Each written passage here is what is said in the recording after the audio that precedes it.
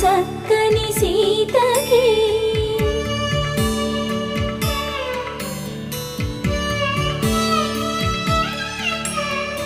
ఎర్ర జాబిలి చేయి